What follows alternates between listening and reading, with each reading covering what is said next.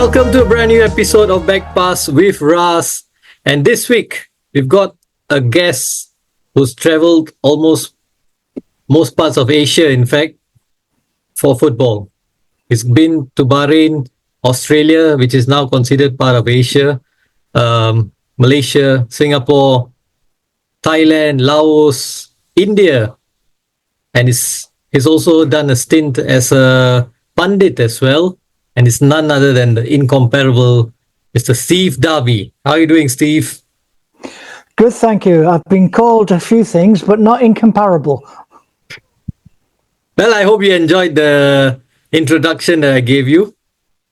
Yeah, it's actually quite good to be back sort of in Singapore, for want of a better phrase. 3 great years in Singapore, loved it. My daughter was born there, so she's not allowed to be a Singaporean. She is an Angmo. I remember the words Angmo. Okay, we'll get into that very soon. But first of all, Steve, tell us a bit about your childhood. What was your childhood like? Basically, I was very, very lucky because all we had was football, nothing else. There was no options. There was 2 channels on TV, and I was lucky enough to be born about 500 metres from Anfield and about 800 metres from Goodison. So I was stuck right in the middle of paradise, really. Yeah. And so I was lucky enough to go to Anfield Road School.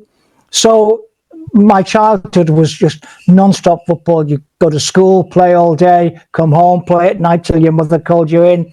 So it was sort of like, I'll say, the perfect childhood for me, because I love the game. And that's where you inculcate the game into you. And my view is, if you're going to make it to the top, and I certainly didn't as a player, you have to love the game first, and you get the love from playing as a kid, day in, day out. I think they call them the void decks in Singapore. Yeah, that's where the kids play. Should be allowed to play football more and more. Yeah, certainly I can resonate with that. How were you as a student in school? I wanted to leave school at 16 and become a professional footballer, and they very wisely, I was at Tranmere, they very wisely said to me, look, you can go on to, they call it the English sixth form, and go to university. In that case, do it. I was devastated because I just wanted to be a footballer, nothing else.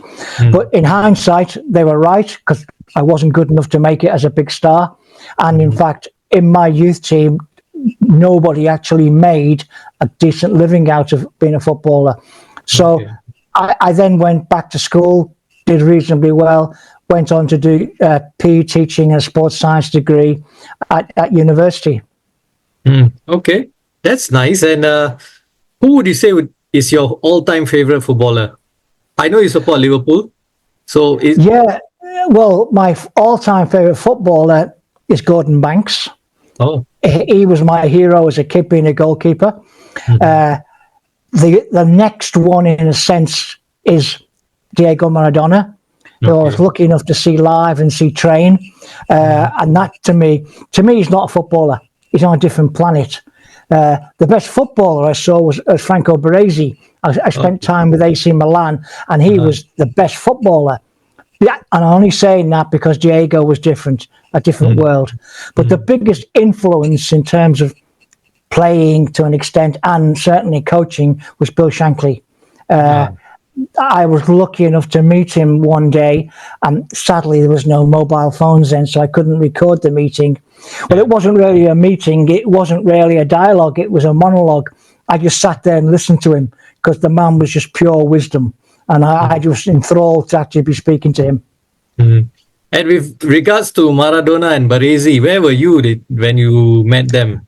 I was working for the Australian Football Federation. It was called the ASF, and it was called soccer in those days. And Argentina played Australia in a World Cup qualifier. And so I was planted almost as a spy into the Argentinian team.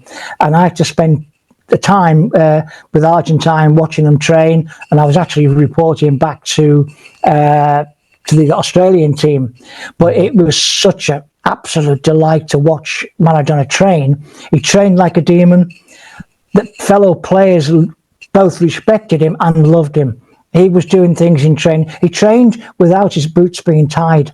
He had laces flying everywhere, but it didn't matter. And basically, training was, what time's training, I'd say.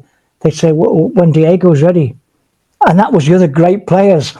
But they treated that with humble respect. And the bloke himself, I obviously just shook hands with him, that's all once. But he never turned down an autograph, never turned down a camera. So he was actually very, very humble. And I don't know how on earth he put up with the pressure he got from fans, because everybody, somebody just wanted to touch him. It was like, the only time I've seen something similar was when I was in India with Sachin Tendulkar.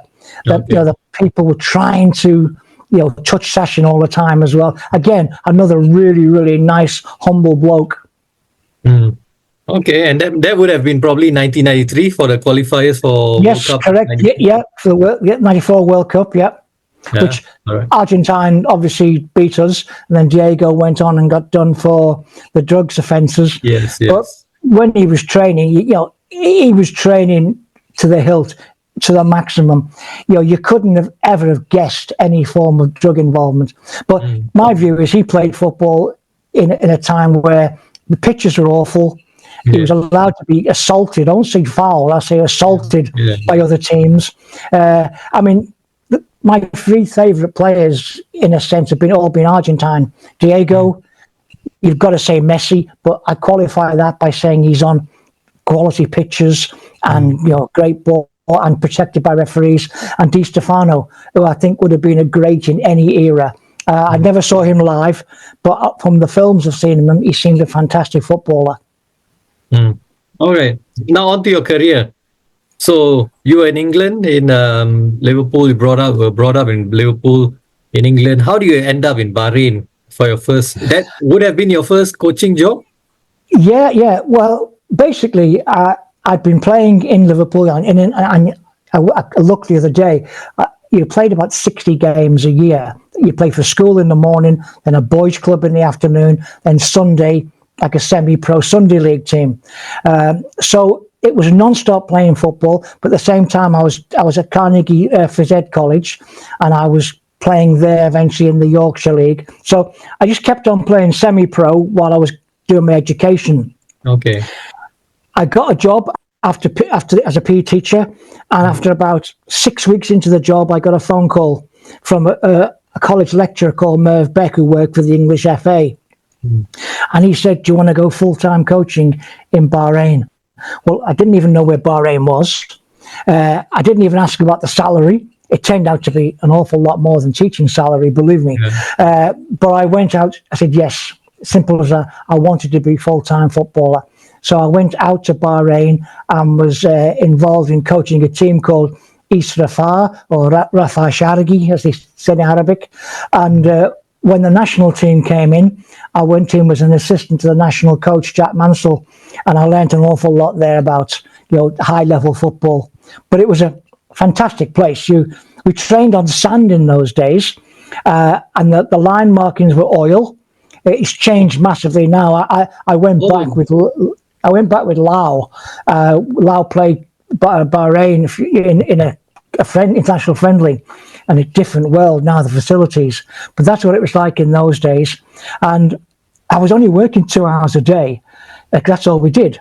So and there was no television. It was all in Arabic. So I taught myself Arabic, which is stuck in my head at times. I'm totally illiterate. I can't write my name in Arabic, but I can. And I did things like I read the Quran, and I also learned an awful lot about Islam.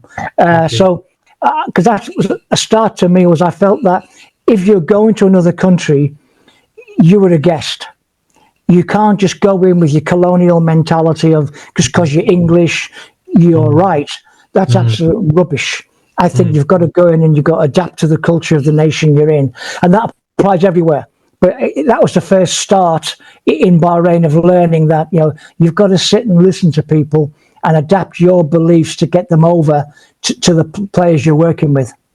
And that was the late 70s, I believe. That was 78, 79, and it was great. And then there was an Islamic revolution in Iran, Iran, yeah. and that's where, and a lot of the Bahrainis were Shia. And so they were worried that the Iranian Shia were going to come and take Bahrain away, and they got rid of all the non-essential people. And obviously, football coaches were non-essential. It didn't happen in the end, but we got. I went on from there to Australia. Yeah, Australia. So that spell in Australia, what was it like? Well, it was. I went for one. Sydney Olympic, was it? It started off in Tasmania because I'd gone on an English. I did my English full badge, and what I didn't know was there was people from a state called Tasmania watching out for potential coaches. Okay. And I got a letter. I finished the course. I did my English full badge, full license. Came back home, and there was a letter saying to me, "Don't want to go to Tasmania." Well, my initial thought was, "Oh, I've never been to Africa," because I thought Tanzania. But it was a 1-year player coach offer, so I said, "Yeah, why not?" I mean, I'll be honest, I wasn't inundated with offers, so I said, "Yeah, I'll do it." Went out to Tasmania for 1 year, and I stayed for 17 years. So I went to Tasmania for 6 years as a player coach.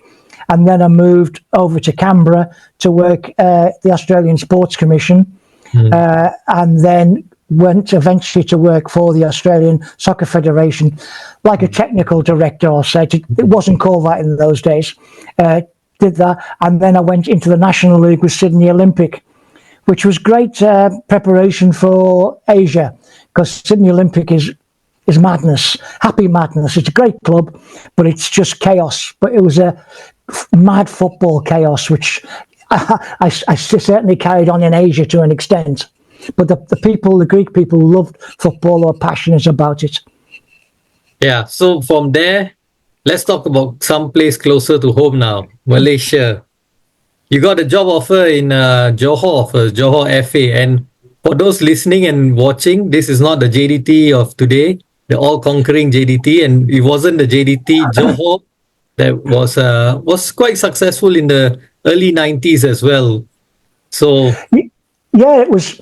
I'd just been sacked by Sydney Olympic, so that's a large club, by the way. The people who've been sacked, So I'd just been sacked, and I got a phone call from a good mate of mine who was at Johor FC, a fellow called Ron Smith. He rang me up and he said, "Do you fancy 6 weeks in Johor? The team is struggling. They need a new coach. Just try and save them from relegation. They were bottom of Division 2. So I said, yeah, why not? Nothing to lose. And I ended up staying 3 years. And that's where there is an element of luck in football, but the luck has got to be related to results. Because I went across there. I was lucky to have 2 really good foreigners in Darren Stewart, who spent time in Singapore, sadly passed away, and Milan Blagojevic. And I suddenly looked at these players and I thought, these are good lads, good players. So all we did was we got organised. I reduced the training because they were training too hard. They were getting injuries all the time because it was under that mentality at the time of, you know, if you lose, you've got to train harder. Well, I often felt, well, that's not the case all the time. Sometimes you've got to train better, as opposed to you've got to have quality rather than quantity. Yeah. So we did that. Like twice a day? They were doing things like this and running them into the ground. And so I cut it down, training in the morning, 2 hours maximum, plenty of rest. And I meant rest, don't go off and do something else. And we were lucky enough, we ended up winning every single game of that, what was left. So we went from bottom to second. We couldn't win the league because it was mathematically impossible. But what was lucky was that we won the FA Cup. The first time a second division side had won the FA Cup. We beat Sabah in the final. And people say to me, is there luck in football? Yes, there is. Our very first game was against the police team, and they hit the post twice. We went up the other end, scored, won 1-0, and we kept in the cup. Now, if we hadn't stayed in the cup, I don't know if I got an extension of the contract. I've no idea. But winning the cup guaranteed me 2 more years. And It certainly wasn't JDT. Believe me, we trained on the polo grounds of the royalty. Okay. The kit man was me. The assistant was me. The goalkeeper coach was me. I had the nets, the balls, and the bibs and the boots on my car. The lads turned up. There was no dressing room. There was a hose, and the lads used to hose themselves down.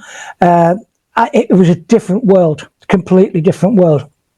And there was one example was I hadn't been there very long, and I suddenly saw a horse running across my football pitch, and a bloke hitting a polo mallet with hitting a polo ball, and I was just about to tell him to go away, but using an English colloquial term, and my captain Asmir jumped on me, threw me onto the floor into the mud, and he pushed me down. And I'm saying to him, "What are you doing?" He said, "Coach, I know what you were going to tell that man. That is the Sultan." Well, it was TMJ at the time, who is now the Sultan. He said, "Coach, if you'd said what you said, you wouldn't have been here tomorrow. You'd have been on a plane back to somewhere." So I then learnt about the power of the royalty in that sense. I mean, over the years, I met a number of sultans, and they were always good to me. But it was amazing because we treat royalty different here in England as the Malays do to their royalty. Again, culturally different. Not right, not wrong. It's culturally different. Yeah. So what I did find out, though, there was a new phrase I didn't know about in Asian football, and that was the term the manager. The manager is so important. Now, I was lucky. I had a fellow called Ahmed Mohammed, who was a high-up executive in Johor Corporation. And he basically said to me, "You're CEO on the pitch, I'll be CEO off the pitch, and we'll work together." And we did. It was fantastic for 3 years. And when they sacked me, he had to sack me, but he said, "Look, I have to sack you, but I'm resigning in principle as well." So he was a real good man. Gentleman. But certainly, when I go back now, I recently went back a couple of years ago to see Alistair Edwards, and the Johor FA gave me a trophy for winning the FA Cup. I could not believe the difference in the place now. I mean, people have their own views of TMJ, but he basically, for me, has put his money where his mouth is. Yeah. He has said, "I'm going to do this," and he's done it. And he's raised the bar incredibly high. And I think now it's up to the other states to try and catch up. It would be great if the other royal families got involved, because that's obviously they have wealth, But certainly, without a doubt, Johor now is different world, different planet, and they deserve, in my view, they're getting a lot of criticism. I think they deserve praise, not criticism. It's a lot of jealousy involved, but they are doing what should be happening all over Malaysia. Yeah. So let's get back to your personal view now. When the first time you landed in Malaysia, so was it directly to KL, then from KL to JB? No, it was I was meant to go to, obviously Johor. It was a match on. As soon as I got the phone call, I got a flight booked, and they booked me into Singapore. Okay. And they said we'll get you picked up. Came out the airport, not a soul there. That bloke had gone to the wrong airport. Okay. So I suddenly discovered you could get a taxi to Woodlands. I then had to get another taxi across to JB, and I walked in halfway through a game, and Ron Smith was in like a caretaker capacity, and I sat on the bench. And it's funny, I was looking at the players on the other team, and I said to Ahmed Mohammed, who was sitting there as well, I said, "Oh, I wouldn't mind signing that lad. He's a great player." He said, "We can't sign him. He's a foreigner." And I said, "He doesn't look foreign," because I wasn't, again, but it turns out it was Zico Kiatasuk, who was playing for Perlis, playing for a little stick insect of a man. What a footballer, though. Oh, fantastic footballer.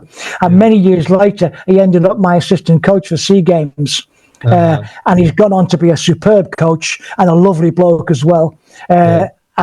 But I tried to sign him as a young lad when he was playing for Perlis. And what was your first impression of Malaysia? Hot. It was really, I'd never sweated so much in my life. Makan setup, the Makan sedap. food was pedas, damn panas, and Ah, I learned lots of words. They taught me lots of words. Gaji, do it, actually, yeah. jalan jalan, cuci Mm. mata. Oh, it's the players teach you the most important words, by the way. Yeah? And I used to, on away games, I used to watch P. Ramlee films because Ah, P. Ramlee's Bahasa is yeah. excellent, Yes. and I would listen to P. Ramlee and try and improve my Bahasa. It's sadly declining now, but I ended up coaching after 3 years. I had 7 seasons in Malaysia. I ended Yeah. up coaching in Bahasa because it's a lot easier, to To use. get your message across. Yeah, yeah. Yeah, because even though Malaysia's I mean, English is widely spoken in Malaysia, but still Malay is the primary language in Malaysia. So Oh that, yeah, compared to Singapore, yes. yeah, Singapore, I didn't. All my Malay speaking boys all were fluent in English. yeah, In Malaysia, it wasn't. Some of the lads could not speak any English whatsoever. yeah, But we had a broad range of players at Johor and later Perak. I had a broad range. I had Indian lads. I had Chinese lads, yeah, Malay. So, and there was never ever a problem in mm, both these teams, Johor and Perak. It was one stage. There was a picture of Perak dressing room, and it was 7 religions, counting all the foreigners involved. mm, So you had different nationalities, different religions, and I can honestly say we never had a single problem. I mm, never saw any prejudice in Johor or Perak. mm, I've got to be honest, in Kelantan, I did see racial prejudice, and it was tough for Indian boys or Chinese boys to get into that environment. mm, Not so much the players, but the environment around the players. It was yeah, difficult for them, the crowd in particular. You had to be a lot better to be an Indian player or a Chinese player than a Malay to even compete. And yet, funnily enough, foreigners from other countries were accepted. It was a yeah, strange, and that's what maybe we'll talk about later. That you have to learn to adapt to the culture. As Ahmed Mohammed said to me, you've got, as a foreigner coming into Malaysia, you've got to learn to be like bamboo. Now, there's mm, not much bamboo in Anfield, believe me, but he taught me that it meant you had to sway. yeah, Sway a little bit this way, sway a little bit that way. Never go far and snap, but just to, bend your principles sometimes when you knew you weren't going to win. And there's times you're not going to win. End of mm, story. But there's times when you're not going to agree. Like match fixing, a totally abhorrent thing. Happens a lot. We could spend a whole hour talking about match fixing, but that's something I obviously will never ever support or get involved in. That was like one principle. But there's times when, for example, I had a national team striker in Perak rang me up and said, "I can't come training, coach." I said, "What's wrong? Are you sick?" "No, I've got to take my mum shopping." Now, I said, "You're an international footballer. I'm paying you big gadget. big You're my country, star striker." He said, "Coach, you can suspend me, you can fine me, but if my mum says I'm going shopping, I'm going shopping." And then I spoke to my captain, a fellow Ahmed Sharul, who was a very intelligent much man. rule, yes, yes, Yeah, and he said, "Look, you're not going to beat that." He said the player's not going to beat it. He's got no choice. And a similar thing happened with one of my Indian lads, Nantakuma, fantastic ah, player, great the player. Netflix Milan caretaker coach Yes, now. yeah. Yeah. I made him the highest paid player, which apparently was a rare thing for an Indian player to be the highest paid. I made him the highest paid in Perak because he was worth it. It's the only reason. He came up to me one day and said, "The wedding invitation." And I looked at it, I said, "Oh, thank you." I said, "Nanta, you can't get married that day." He looked at me. I said, "We've got a game. We're playing." He said, "Oh, I'm sorry, coach." And I knew Nanta's girlfriend. I said, "Look, she understands. She knows football comes first." And he said, "Coach, it's nothing to do with her or me. It's our family. The numbers are right." Oh yes, okay. And he said that was it. he got married that day. Now, all the lads, we all went to his wedding at night, but we didn't go to the actual wedding because we were playing. So, and I learned again that I wasn't going to beat that. Nantha wasn't going to beat that. So I had to adapt my principles to those types of things. And how's your time you've mentioned about you've shared about your time in Johor. Yeah. How's your time in Perak and then later in Kelantan? Well, Perak, again, I had Singapore in between, but I went to Perak and I ended up in three years, I had 4 presidents, which is usually the other way around. 1 president has 4 coaches, but I had 4 presidents. 1 became the Sultan, 1 became Deputy Prime Minister of the country, another one was head of rugby in Malaysia, and those 3 were fantastic, all 3 of them. They were great. They just let me do the job. The 4th one eventually got rid of me, and he was a Menteri Besar, because what I learned, again, administration of football is so important. If you've got a quality administration, a coach can do his job. If you have poor administration, you will get disasters. Let's be quite blunt about it. Perak were an UMNO team. They funded us. UMNO lost a state election, Paz came in, and the new MB stopped paying us, stopped paying the players, stopped paying myself. And in the end, I said, I've got to go. So I went to the MB and they said, you can't speak to an MB about this. I said, look, I can. And Masale, I changed from Rangmo to Masale. I said, I'm going to tell him the truth. So I went there and said, look, all right, you're not paying me, you're not paying some of the big stars, but a lot of these young lads were not being paid. And I said, they're bankrupt, they're broke. They're literally living on pots of me noodles. I said, these young fellas have got kids, and he just didn't care. He said, they should be playing for the honour. So I said, I'll do you a deal then, MB. I said, I will coach for the honour if you do become MB for the honour. Now, that didn't go down too well, believe me. So I knew it was going anyway. So it didn't matter. And that was the final nail in my own coffin. But I took the case to FIFA for the non-payment of wages, and I wasn't allowed to do it as a class action. I wanted to do it on behalf of all the players. But FIFA said, no, it has to be one against one. I won my case. I got paid out by Perak, no problem. It took a long time, but I got it. But there are still unpaid wages owed to many young Malay lads because FIFA wouldn't do a class action. And these were the days you had to have a fax to be able to do it. You had to be fluent in English as well, because you couldn't do it in Bahasa. So these young lads had no chance. And that's why I strongly believe there's got to be a PFA, Professional Footballers Association, for players in Malaysia and Singapore, where you have educated people acting on behalf of the players for basically what is workers' rights, because it's a job, it's a profession. We wouldn't dream of taking our car to the mechanic and saying, no, I'm not paying you. I don't want to pay you this Do it for the honour. Well, yeah, do it for the honour. Will you fix my car for the honour? In fact, it's not going to happen. So why should I play for the honour if it's my job?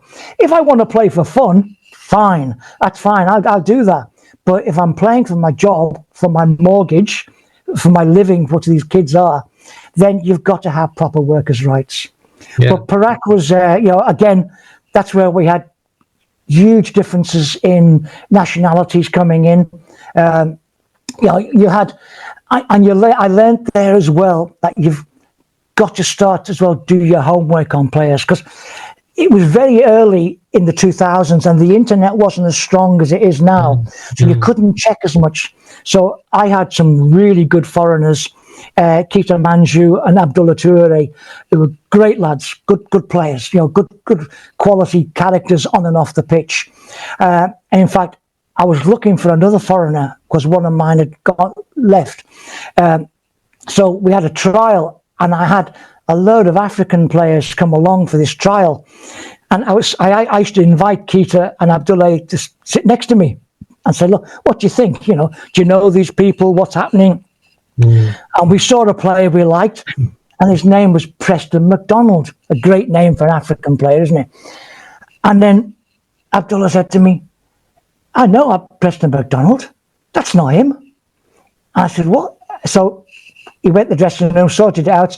Turns out this player, it wasn't a bad player, had bought Preston McDonald's passport.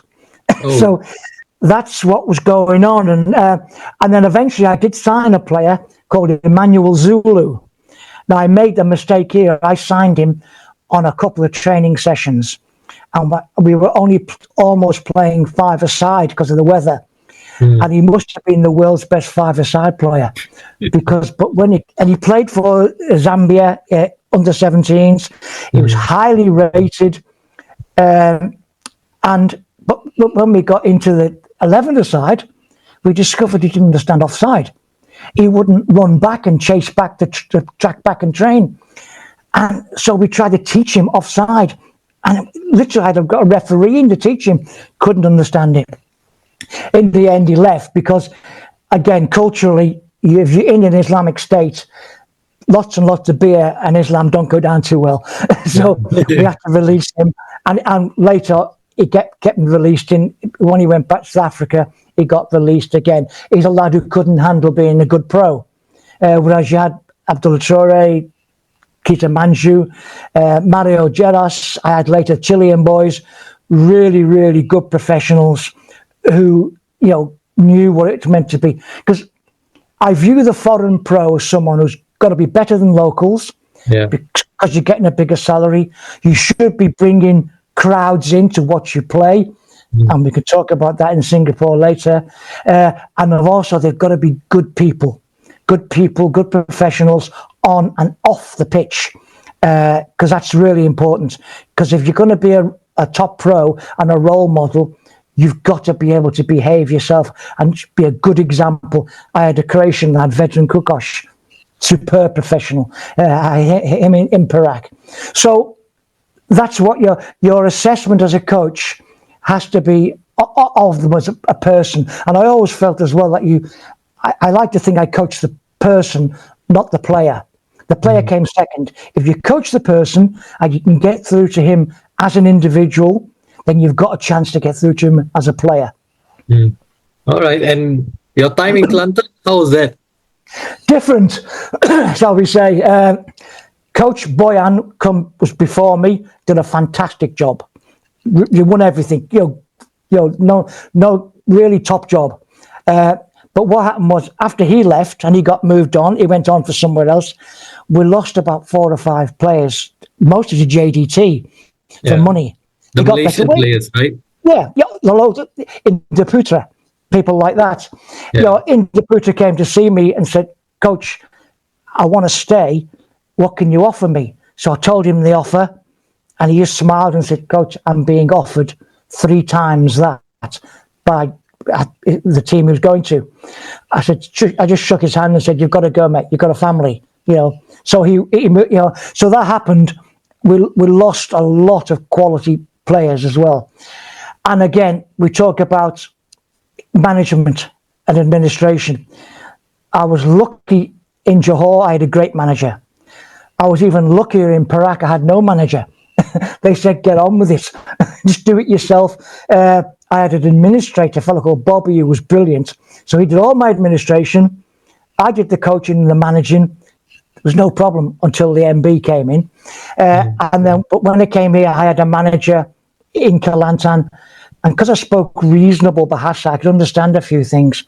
There was one game I made a sub. I made a sub. I told the player where to play to go on. He told him to play in a different position. And I said, "You can't do that." I said, I will be sacked or live on or get an extension by my decisions, not your decisions. So I tried to, and it was also very hierarchical. When the bonuses were given out, they were given out by him in an envelope. And it was almost like a serfdom. "Oh, here is your bonus. I'm giving you your bonus." It's a contractual right, a bonus, if it's earned, and you shouldn't be getting more than the bonus. You should be getting what you're signed for. But so that was happening. And there was also, again, something you can't prove, because legally you can't prove. There was an element of match fixing going on, which I found out later was true. There was corruption. So in the end, it was time to go. People blame the fellow called Tan Sri Anwar, but he was actually okay. He never interfered. He'd ring me at 2:00 in the morning to talk about football. And I'd say, that wasn't the best time in the morning to ring me. But he was sincere. I found him okay. It was the people around him who had obviously had a great deal of glory from Bahrain's time. But the team needed to evolve. It needed to change. And it just wasn't going to happen because they had their own little world. They had their favourite players and there was things going on, which again, you can't prove. Like money under the table and places like this. I mean, that happened in Perak. I had an agent come to me. We agreed a contract for a player, and then the agent said to me, "I want 20,000 signing on fee." I said, "What do you mean?" I said, "The player pays you. I don't pay you." I said, "If I employed you to go and get me a player, I will pay you. But the player, you brought your player to me, you will get your percentage off the player." "Oh no, I want 20,000. But don't worry, coach. I'll do the usual deal. I'll give you 10,000 back."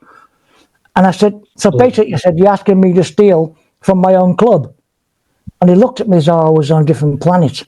and I was told later that there was a few agents that said to me that they wouldn't work with me because I was honest. Well, I'm happy. I'm happy to say that. I don't mind saying that because I had agents taking 50% of the wages off some players. And I had, when I first met Keita Manju, he came to me and said, "How much do I have to pay you, coach?" And I looked at him and I was like, "You're paying me nothing. You score goals." "Oh," he said, "the usual thing was that it was an appearance fee. And if he got an appearance fee, that some of that money went back to the coach." I said, "No, that doesn't happen. I either pick you or I don't. End of story." He said, "What about my goal bonuses?" I said, "No, you get a team bonus. If the team scores and wins, you'll get the bonus the same as the left back or the right back." I said, "Because I know you, Keita, you won't pass a ball, you're on a goal bonus, you'll just shoot from everywhere." And he started laughing. He said, "Yeah, it's true." Yeah. And again, he taught me again about cultural differences. He was sending most of his money back to where he came from.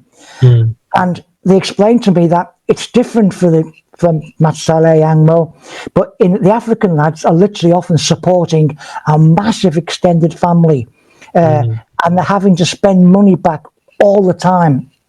I mean, the things that go on with the way the African agents treated the African players was appalling. Not all of them, obviously, there's some good ones, but a lot of them were absolute criminals. The way they were treating their own people, it was a disgrace. That's why, again, PFA needs to be involved, and there needs to be a heavily approved FIFA agents program. All right. I think there are in Malaysia. I think there is a organization, players, a players Yes, organization. it's come into it now, and it's doing a great job. Yeah. Yeah. All right. Who are some of the toughest opponents you faced? In terms of Malaysia or all over? In Malaysia, yeah. In Malaysia, well, going away to Kelantan was never easy. When I was there, and when I was with Johor and Perak, it was a fierce time. I mean, I had one bottle thrown at me in Kelantan, and the plastic bottle, I'll be honest, it wasn't a glass bottle, and it was full of liquid, shall I say, that looked like whiskey, but I'm sure it wasn't. And it was a fierce place, and the manager Ahmed Mohammed said, "We stay in the dressing room for a while." Because the worst thing was we won. So, yeah. So it was always tough to go there. It was great to go to places like Perlis and Sarawak because they had fantastic football pitches in those days because they had the World Youth Cup. Oh, yes. And sadly, I heard Shah Alam is now no longer existing. Yeah, but going to play Selangor in Shah Alam was a great experience. It was a majestic ground. Yeah. Oh, yeah, fantastic. I remember we played with Perak. We went to the Malaysia Cup final, and we played Kedah, who were a good side with a great Malaysian coach, Azrai Kaur. So we went there, and we walked out onto the pitch before the game, and I was with my Croatian guy, Vedran Kokoš, and he looked around, and his head spun around. He said, He said, "Coach, how many a year?" I said, "Probably about 100,000." He said, "Coach, we don't get this in Croatia even." you know, the atmosphere. I didn't like Bukit Jalil. The pitch was terrible, but 100,000 was good. My favourite place was Shah Alam. When Shah Alam was full and you were playing a good Selangor team, then that was a great atmosphere. You know, it was a really, really good football. And I mean, there have been some great players going through Malaysian football, as there was in Singapore football, you know, at times. Some really top-class foreigners. All right. And what do you make of Malaysian football today? JDT. Yeah, You know, they've raised the bar. You know, they've got Asian results, not just Malaysian results. They've got Asian results, and that's not easy. You know, it's not easy to compete financially, and that's the reality. It's financially. Yeah. The TMJ has invested. He's put his money where his mouth is. He's built fantastic facilities. He's employed good people. He's employed good ex-players like Alistair Edwards. And I've got one of my ex-players, Sutesh Nair, is working there in the academy. So he's looking after ex-footballers as well. He gets good South American coaches, and there are some excellent South American coaches. So it's working. I would love to see Pahang join that. You know, things like that. Kelantan, all these places. The fact, you know, the passion is there, and Selangor, of course, you know, that's the obvious one. You know, the passion, the fans, the playing talent is there. It just basically needs the organisation.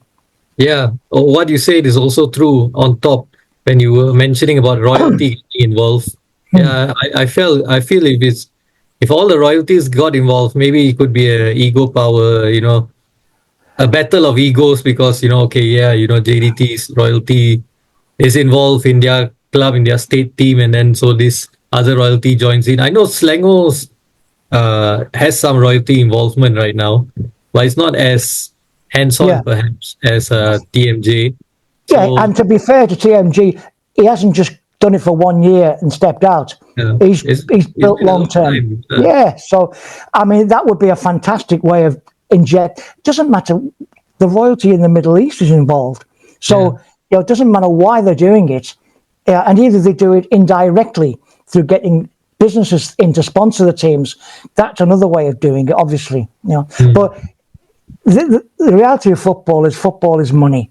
The more money you invest, you should get better. And JDT is proving that. Yeah. And there's also a debate now in Malaysian football on in the national team, especially about naturalized players against players of mixed heritage, and where does that put the local players at? Do you have any idea on? I actually have a strong opinion on that.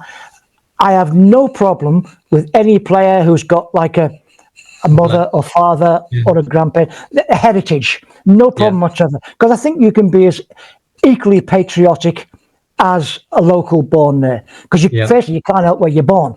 Simple as that. I had Brendan Gann, who plays for Malaysia. He was an Australian, but he had a strong Malaysian, you know, inside him. He felt his family, it was important to him to be Malaysian. So that was a good example. I'm not keen on you live there 5 years and you will get a naturalization, because I think that will breed, and Singapore is a good example, that will breed mercenaries. People who are coming in purely for the cash, people who would not be internationals in their own country might get to become an international in another country, and I don't think it's fair on the local lads. My view is that if you play for your country, you should want to die for your country, to, you know, in a football sense, you know. And I saw that happen in. You get there's also borderline case like Daniel Bennett. In Singapore, you couldn't get a better Singaporean who's lived there virtually all his life, but he was born in England, but he's lived in Singapore, schooled in there, and is, you know, a Singaporean. For Alex Juric, the same, similar. But there were other examples of players who were brought in to short term to be quick fixes. And then as soon as it was over, bang, out, disappeared, lost, Yeah. didn't stay. Alex George is giving back in coaching. Daniel Bennett still lives, in the area. His kid is now becoming a good footballer. So it's not black and white issue. There's often shades of grey in this area. But if I had to be simple, I would say heritage, yes. Naturalization, no. Yeah, I completely concur your thoughts. Those are my thoughts exactly. I really feel that way as well. I myself am born in Malaysia, but I have a mother born in Singapore, mother's from Malaysia. So, I personally, I feel stronger towards my Malaysian side because most of my family is there. Yeah, I mean, you have, when I was in Singapore, for example, we had Egmar, who was a Brazilian.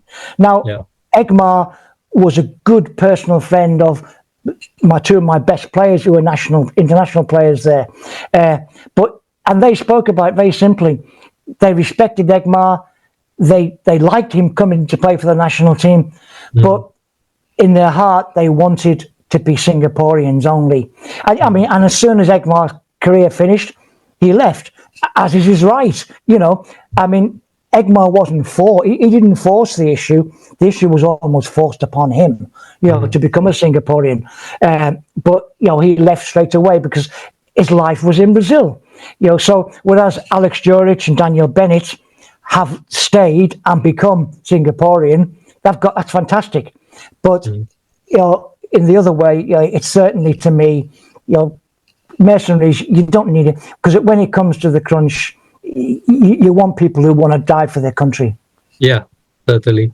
And very quickly, before we round up the Malaysian part segment of this show, could you list the most talented players that you have coached in your time in Malaysia? That I've coached? Yeah. Well, you had people at Johor, you had people like Rizal Sukuman, Azmi Razeli, there were fierce. I always remember we were playing at Negri, and it was pouring with rain, and it was a hostile crowd at Negri, and we went 1-0. We went 1-0 down, and I looked across at the pitch. The kickoff started, and Rizal Sukuman just rolled his sleeves up in front of me, put his thumb up to me, and said, "Don't worry," and he ran the game. From that day on, he was fantastic. I had a fellow called Lee Kim Tu, Sutesh Nair, talented boy, used to float past people. And I also was lucky enough to sign a player called Hashim Mustafa, sadly passed away from Kelantan. Yeah. And I never got the best of him because he was on the way down, age-wise. But he had a superb striker, a really, really good character as well. I ended up having him as assistant coach in Kelantan. He was a good man. So they were the quality players there. In in Perak, you had Ahmed Sharul, box-to-box midfielder, absolutely up and down, real good character, good leader. And then you had Khalid Jamlis. I went to sign Khalid, and everyone said, don't sign him, he's trouble, he's all this. So I spoke to Ahmed Sharul. I said, "Hey, is this lad okay?" I said, "He can play, can't he?" He said, "Coach, it's the image is not the reality." And I signed him, never had a single day's problem other than when his mum wanted to take him shopping. That was the I would have guessed that was the Malaysian, that was the international striker they were talking about. And I gave a young lad his debut. I was abused by the media. I gave a young lad, a 17-year-old, his debut called Fakhri Sani, and he scored a hat-trick on his debut. And I left him out the next game because I knew he couldn't do it the next game as well. And I tried to look after him as well. But he went on to be a great player. I coached him later at Kelantan. Again, another one.